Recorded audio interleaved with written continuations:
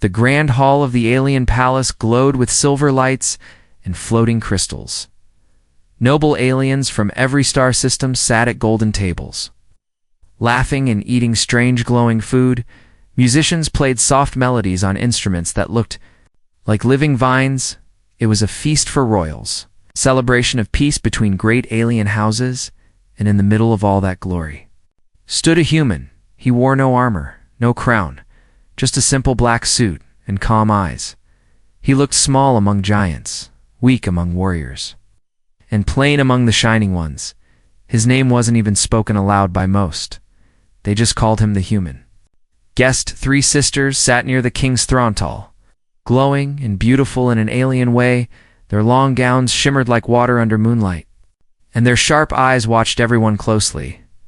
They were the king's daughters, known across the galaxy for their strength, brains, and beauty, but they were also known for their pride. When they saw the Human standing quietly near the food table, they laughed softly. "Did someone bring their pet tonight?" The eldest whispered, loud enough to be heard. The second one smirked. "Maybe he's the entertainment." The youngest, bold and cruel, waved her hand and said, "Hey, little earthling, fetch me a drink." The hall chuckled politely. Not wanting to upset the royal family, the Human looked at them, smiled gently, and walked away without a word. He didn't fight, didn't react, just stayed silent. That made them laugh even harder.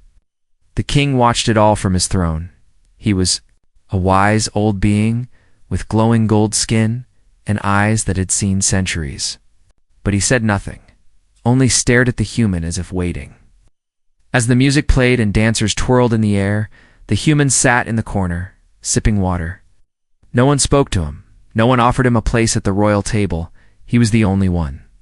Without a glowing mark of status, but even in silence, he looked unbothered, not angry, not sad, just watching. Later that night, as the guests were leaving, a royal guard quietly approached the Human. "You are summoned by the king," the guard said. Eyes wide with curiosity, the Human stood and followed. Without a word, the sisters watched with raised brows, whispering among themselves, "Why would father speak to him?" In the quiet hallway, the Human walked calmly behind armored guards. Strange paintings of ancient battles covered the walls, and the air was filled with a soft hum of energy. Finally, they reached a tall door carved from a single stone older than Earth itself. It opened slowly, revealing the king's private chamber, warm and dimly lit with blue firelight. The king sat alone, no crown, no guards, just a steaming cup in his hand. "Sit," the king said gently. The Human sat, not nervous, just curious. "Tell me," the king said slowly, "are you the same Human who disabled the Galactic destroyer near Sector 9? The Human didn't lie, didn't show pride.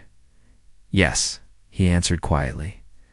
"I didn't mean to fight, but they attacked our cargo ship. You used no weapons, no military AI, just ... Creative thinking," the king said. Eyes sharp. "I used what I had," the Human replied. "And my crew survived." The king smiled a real smile, not the fake kind worn by nobles. "You made fools of warriors feared by half the galaxy." "I didn't want to," the Human said softly, "but I won't let anyone hurt my people." The king leaned back, looking pleased. "My daughters see you as weak," he said. "But they've only known power by birth, not by trial. Do you know why I invited you here?" The Human shook his head. "I wanted them to see what true strength looks like," the king said, "and I believe they will soon." The Human stood, bowed slightly, and walked out without asking for anything. The guards escorted him back to his small guest room outside. The sisters were still laughing, still proud. But something had begun to shift in the shadows of the royal palace. The Human had said little, done little, but the king now looked at him not as a guest but as a key that might unlock a future even the proudest royal daughters could never expect. The royal chamber was quiet, filled with the soft crackle of blue flames dancing in crystal bowls. The Human sat across from the king, both holding warm cups that smelled of strange alien fruit. No guards stood inside, no servants. Listen just to beings from different worlds. Alone, the king stared at the human for a long time, his golden eyes sharp but thoughtful. "I didn't bring you here to feed you," the king said finally. "I brought you to see who you really are." The human stayed calm, sipping his drink. "I'm just a trader," he said. "My ship carries supplies between colonies." The king smiled slightly. "Then tell me how a simple trader took down a Greylax warship." The human placed his cup down. "They were faster, stronger, better armed, but they were not smarter. I faked a distress signal, made them lower shields to capture us, then used the asteroid belt to crush their engines." The king chuckled. "Do you know how many military captains have tried and failed to destroy a Greylax vessel?" "I didn't destroy it," the human said. "I made sure it couldn't follow us." The king leaned forward, his voice serious now. "You outsmarted a species bred for war without a fleet. Without weapons?" He paused. "That's why I summoned you." The human looked around the room. "Simple but filled with ancient artifacts. So why show me respect when your daughters mock me?" The king sighed. "My daughters have never lost, never been humbled, never seen someone smaller. When they see your silence as weakness. But silence hides many things," the human replied. "Including danger." The king nodded slowly. "I want to show them that. But not with lectures, not with punishments." He stood, walking over to a glowing map floating in the air. 3 colored lights pulsed near the empire's edge. "Trouble is coming," the king said. "And I need more than soldiers, I need minds." The human tilted his head, curious. "I want to put you in front of them," the king continued, "not as a guest, but as a rival." "A rival?" The human raised an eyebrow. "Yes," the king said, turning toward him. "You will face them in the trial of mind and spirit. It's ancient, a royal challenge to test wisdom, patience, and insight. They've beaten every suitor, every commander who tried to win their respect." The human chuckled. "Want me to challenge your daughters in a royal brain match?" "Yes," the king said firmly, "and I want you to win, if you can." The human didn't answer right away. He stood, walking to the edge of the glowing map, looking at the stars beyond. "I didn't come here to make enemies," he said. "But I never walk away from a test." The king smiled. "Then prepare yourself, Earthborn, tomorrow. The galaxy will see if the weak human is truly weak or simply waiting." As the human walked back through the long halls of the palace, something inside him changed. He wasn't just a guest anymore. He was a player in a royal game. One the sisters didn't know had begun when he reached his chamber. He didn't sleep. He sat at a small desk, drawing symbols, strategies, notes in his old leather notebook. He remembered the way each sister had spoken, laughed, and looked down on him. He wasn't angry. He was focused. He didn't want revenge. He wanted to show them a lesson that would last longer than pride. Meanwhile, in their private quarters, the 3 sisters lounged on floating cushions. The youngest tossed fruit slices into the air and caught them with her mouth. "The king speaks to that human again," she said, annoyed. "Maybe he finds him amusing," said the second, brushing her glowing hair. "He's still just soft and boring," added the eldest. What threat could he be? But deep inside, they felt something unsettled, something about the human's silence. It made them curious. He hadn't fought back, hadn't tried to impress them, simply existed, quiet, unreadable, and somehow not afraid. At dawn, royal messengers appeared at each sister's chamber with a scroll. They opened it and read the challenge written in glowing ink. "Tomorrow at noon, by command of the king, trial of mind and spirit, opponent, the human." Guest, they stared at one another in disbelief. "What is father thinking?" said the eldest, her voice rising. "He wants us to play games with a human." The youngest laughed loudly. "Fine, let's crush him. Make it quick." They didn't know it yet, but their greatest lesson wasn't in winning. It was about to begin with a quiet man who never raised his voice. The sun on the alien capital rose in shades of silver and violet, casting long shadows across the palace courtyard. Guards in polished armor lined the marble paths, and nobles gathered around a strange platform in the center. It was rare for the royal daughters to face a challenger. Rarer still when the challenger was not of noble blood, but today, a human was about to stand against them in a test older than the empire itself. The trial of mind and spirit, once used to decide alliances, royal marriages, and matters of peace. Now, it would be used to test a man they had mocked only days before. The three sisters arrived together, each dressed in royal robes glowing with family symbols. The crowd bowed to them. Cameras floated above, broadcasting the event live to 1,000 worlds. Then the humans stepped onto the stage. Dressed in the same plain black outfit, carrying nothing but a small notebook, the nobles whispered, "No armor, no tools, no tech."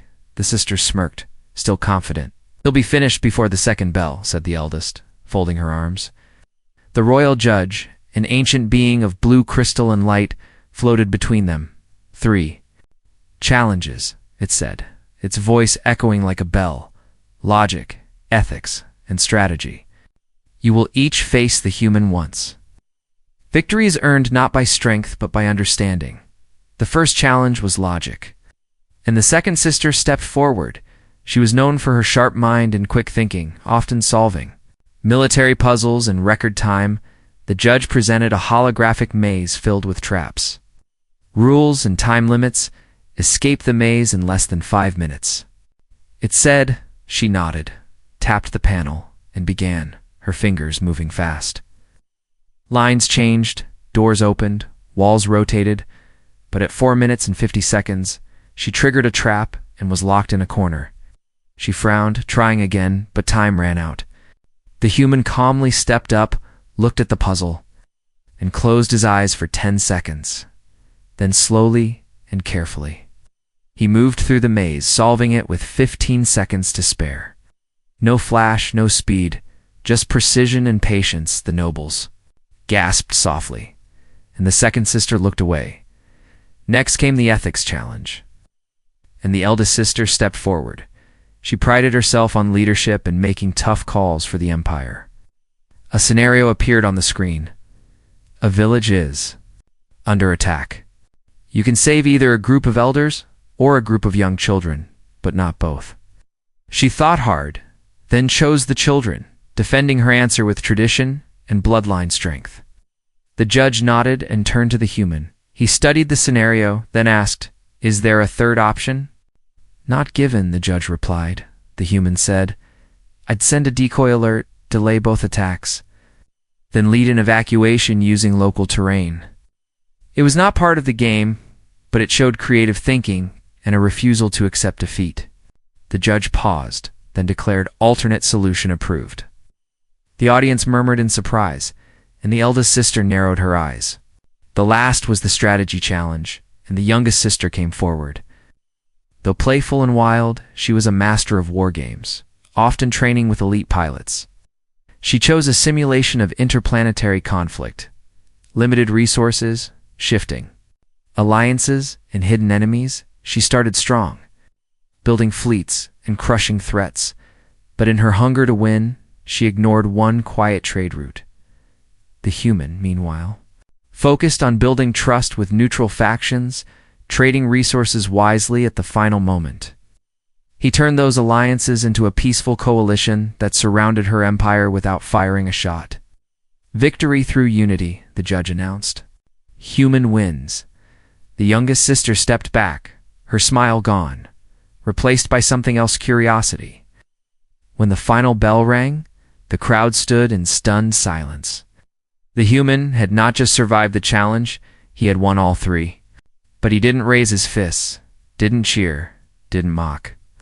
He simply bowed, notebook in hand, and stepped down quietly. The 3 sisters stood together, their pride shaken, their eyes watching him with something new.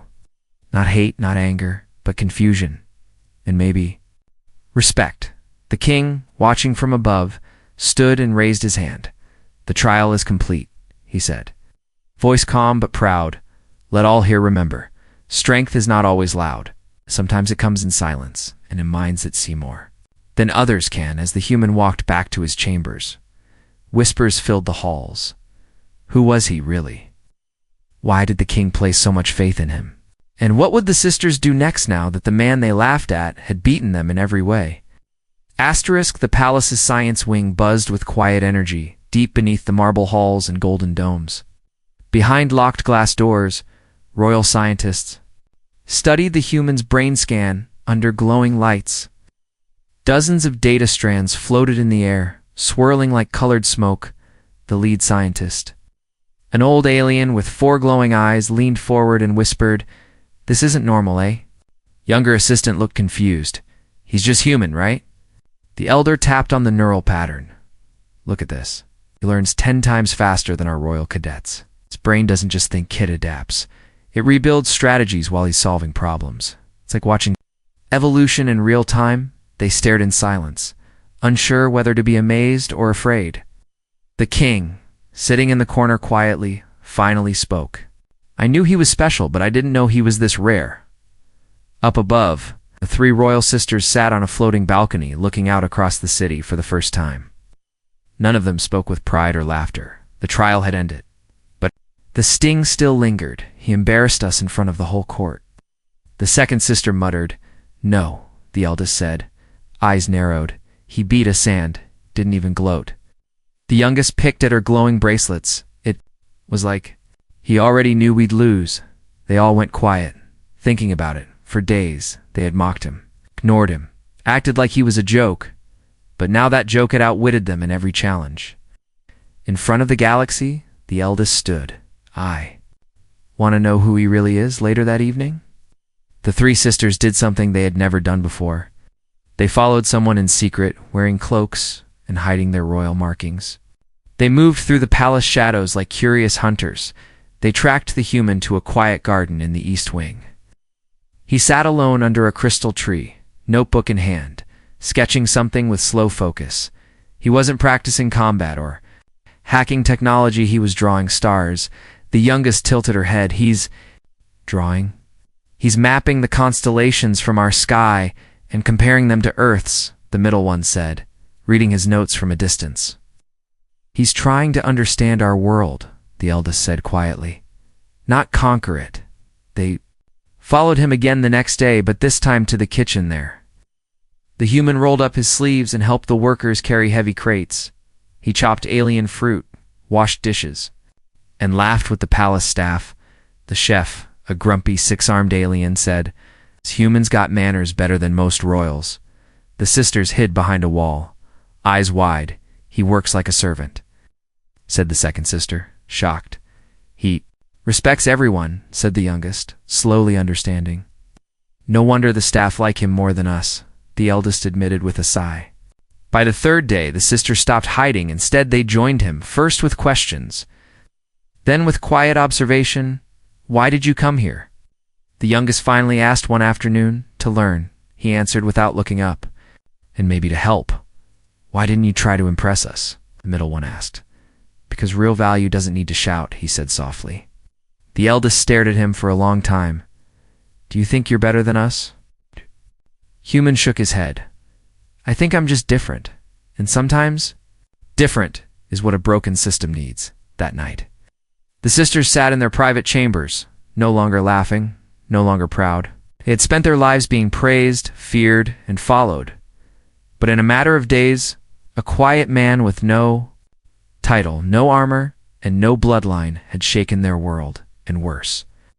They had started to admire him, not because he was powerful, but because he was real. Meanwhile, the king stood again before the glowing map of the empire. New lights blinked. Near the borders, distress calls, strange signals, enemy movement. He knew war was coming, but maybe peace could be shaped before the fire reached the gates. And for that, he wouldn't need more soldiers. He would need someone like the human, calm, clever, and honest, and perhaps someone who had finally gained the respect of his proud daughters. The quiet was ending, and the galaxy was watching, because soon the man they once mocked might be the one to decide their fate. The sky above the alien capital turned darker than usual that morning. Storm clouds gathered not from nature, but from something worse. Enemy ships, black and quiet, had broken past a border outpost during the night. The palace sensors lit up with red warnings, and the council chamber rang with emergency calls. The Cranax Empire was coming, and they weren't here to talk inside the war room. Nobles and generals argued over battle plans. They'll reach our skies in 2 days, shouted one. We must activate the planetary cannons now, said another. The king sat silent at the center, watching them, letting their panic rise. Then he raised one hand, and the room went still. Where is the human? He asked quietly. Moments later, the human entered, calm, quiet, holding his old notebook again. He didn't wear armor, didn't carry weapons. But the king gestured toward the glowing map. Speak freely, he said. We're running out of time. The human looked at the data, red dots blinking across the border. He saw fuel patterns, heat trails, movement speed. They're not here to destroy, he said finally. They're here to take control. The generals frowned. That's worse. Yes, the human agreed. But it also means they're not expecting a trap. He walked to the edge of the table, pointed at a thin strip of empty space. This zone is unguarded, too quiet, he said. We fake a weakness here, cut our lights, shut down signals, and make it look abandoned. They'll enter to take it without a fight. And then we hit them with a focused pulse and electromagnetic trap, one of the generals scoffed. That's too risky. It's better than letting them reach the capital gates, the human replied. The king nodded slowly. Do we have the tools to make it work? The human looked at the second sister, who had studied energy systems for years. We do, she said, surprising even herself. But I'll need help. He looked at the youngest. Can you manage the drone timing? She blinked, then smiled. Yes. He turned to the eldest. We'll need decoy broadcasts? She crossed her arms. Thinking then gave a nod. I'll handle the misinformation network suddenly. They weren't just royal sisters, they were part of something real. They worked together for hours, the human leading not with commands, but with calm coordination. He didn't order them, he invited their minds, respected their strengths, and for the first time they saw what leadership truly looked like. That night, the palace lights went dark. Entire districts shut down, sending out signals of failure and weakness. The enemy fleet approached fast, scanning and marking their next strike zone, exactly where the human had planned. From a hidden base underground, the sisters stood beside him, each watching her part of the plan. The youngest called out, "Drone!" "Decoys are ready," the second said. "Energy pulse building 20 seconds." The eldest looked at her console. "False data spreading. Enemy thinks we've lost control." The human waited, eyes steady on the radar. 5 seconds, he whispered. Wait for full entry. The enemy ships flew directly into the trap. Suddenly, bright blue energy burst through the sky, disabling their controls, their engines. Sparked and died, and one by one, the warships fell silent. Burning, but intact, no bombs. No blood, just strategy. The entire capital watched from screens, holding their breath, and then the city erupted in cheers. They had expected war and death. Instead, they saw peace bought by thought, not violence. The king stepped onto the balcony and raised his hand. Our world was saved not by swords, he said, but by minds. He turned to the human, standing quietly beside the 3 royal sisters, and by a man we once underestimated. The sisters said nothing at first, but the eldest finally spoke. You didn't just protect our people, she said softly. You trusted us to help. The second added, you saw more in us than titles. The youngest smiled. You made us feel useful for the first time in years.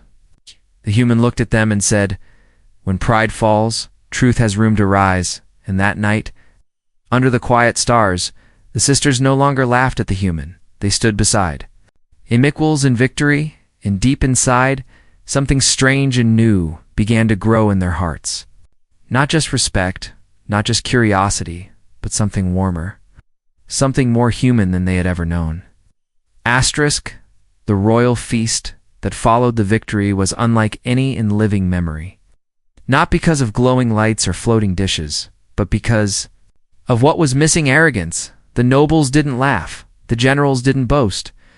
They watched the human from across the hall, not with mockery, but with quiet awe. He sat near the head table. Not alone this time. The 3 royal sisters sat beside him, one on each side.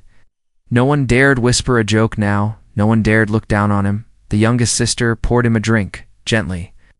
The second handed him a plate before serving herself. And the eldest, once cold and sharp now, spoke to him softly, as if he had become part of their circle. Without even asking for it, the human smiled now and then, but mostly he listened. He never demanded anything. Yet somehow he had earned everything as the feast continued. The king stood slowly from his high throne. He raised a crystal staff, and silence fell across the chamber like a heavy wind. "I have something to say," the king's voice echoed, firm and clear. "Something the galaxy must hear." He walked to the edge of the golden platform. Looking down at his people, "My daughters once mocked this man," he began, "and so did many of you. He was called weak, useless. A visitor barely worth a seat, but when danger came, it was not their crowns that saved us. It was his mind." The crowd shifted uncomfortably, some bowing their heads. He faced impossible odds. The king continued, "Not with weapons, but with wisdom. And when I placed him beside my daughters in the time of crisis, he did not control them, he uplifted them." Gasps spread as the king turned toward the human. He stepped forward and placed a hand on the human's shoulder. "Asked you here to teach my daughters humility," he said. "But you gave them something greater purpose. You saw them not as ornaments, but as thinkers. As leaders." The king took a deep breath, then made the announcement no one expected. "In the old ways of our world," he said, "such balance must be honored. So I declare this now by royal law, my daughters will be wed to this human." The room froze. A full heartbeat passed, then another. And then voices rose like a wave, some shocked, some outraged, some stunned into silence. The sisters sat motionless, eyes wide, mouths slightly open. Even the human looked surprised for the first time. He stood slowly. "Your Majesty, surely, this isn't necessary," but the king raised his hand. The room silenced again.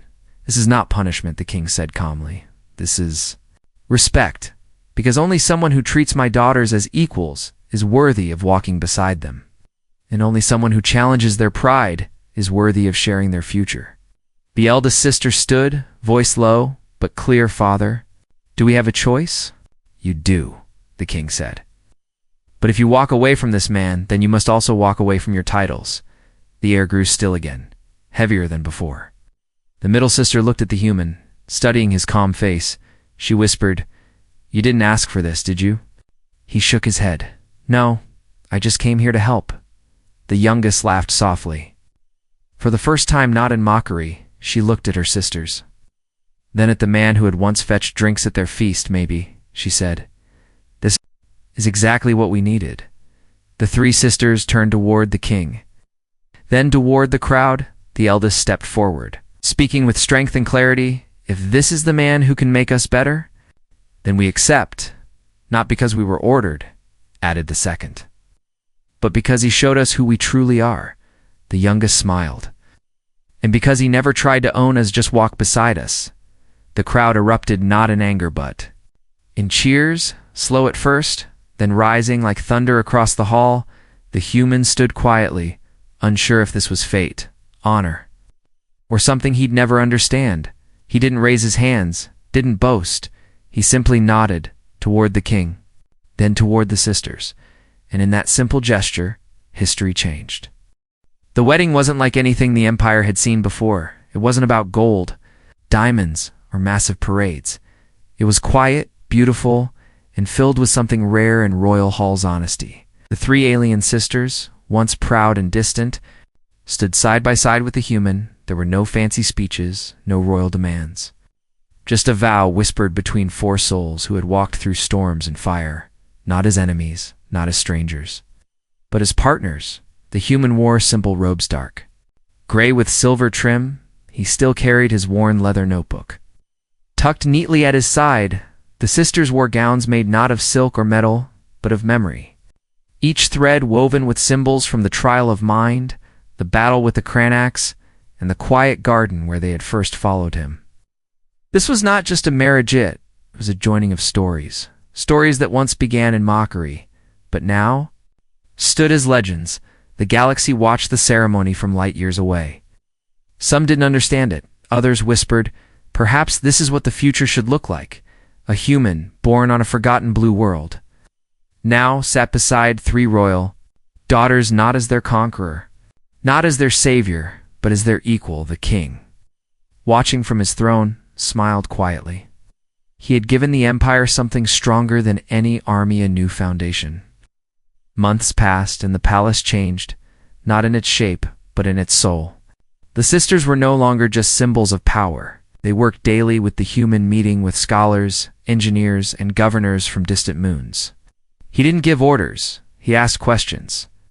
He didn't command with fire, but with thought. Introduced Earth's simple ideas: fair trade, clean water systems, open learning, things that made alien cities brighter, cleaner, and safer. Things most rulers ignored until now, one day. The human stood with the youngest sister in a mining colony on the edge of the system. She listened as children sang songs they had written about the human with a quiet voice. Another day, the second sister helped a farming moon develop a water-saving method the human had drawn from his notebook. And the eldest, once cold and proud, stood in a council chamber defending the rights of lowborn workers. Because the human had told her once, power means nothing if it ignores pain. In the great hall of memory, the three crowns of the royal family were placed together on a single crystal pedestal, not worn but displayed to remind the world that no one ruled alone anymore. When the people asked who the true ruler was, the answer came simply. All four, they would say, because they lead as one evening. Under the soft glow of twin moons, the humans sat in the royal garden. The three sisters joined him silently, watching the stars flicker above. The youngest leaned against his shoulder, whispering, "Do you ever miss Earth?" "Sometimes," he said. "The forests, the rain, the quiet." The second sister smiled. "You brought quiet here too." "And strength," added the eldest, looking at him with new eyes. He looked at them, not as royalty, not as wives, but as people he had come to know deeply, each one different. Each one once unreachable, now forever part of him. "You once mocked me," he said softly, smiling. They laughed together, not with guilt, but with warmth. "Yes," the eldest said. "But we also grew because of you." The wind moved through the silver trees and the stars blinked brighter. The human closed his notebook gently, setting it aside. "There's still work to do," he said. "There always will be," the youngest replied. "But this time we do it together." And so the story ended, not with a battle, not with a crown, but with a choice. Three alien sisters once mocked a human for being small, weak, and plain, but the human never raised his voice, never struck back. He simply showed them what true strength looked like: kindness, patience, and thought. And by the time they realized it, it was too late. They didn't just respect him, they loved him, and the galaxy never laughed at humans again.